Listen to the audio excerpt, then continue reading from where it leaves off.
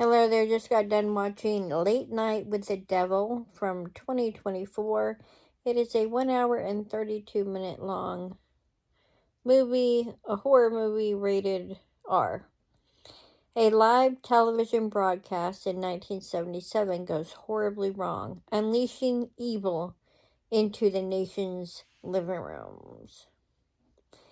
It was okay. It's definitely dated, looking because it's supposed to be 1977, so it has that very grainy, dated look to it.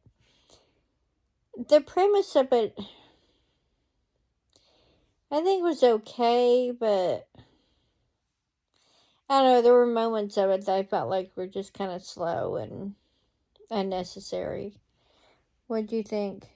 Yeah, they had it going kind of good there, but then the ending is where it lost me. I'd have to give it a 2-star, probably. Yeah, I'd probably do a 2 out of 5 as Yeah. well. Could have been better ending, like you were Yeah, saying. well, and I just didn't find it to be really that much of a horror movie. Like, Yeah, until the very ending, I I guess, a little mean, bit, but yeah, I mean, there's some gore. I was expecting more.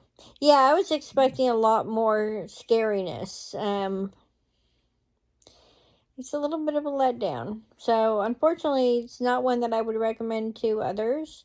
Um, yeah, I think this one you could skip. I'll look and see if I can find a link to it, and the trailer I'll put below, and then you can decide for yourself. But let me know if you typically watch horror movies, or maybe you skip the scary.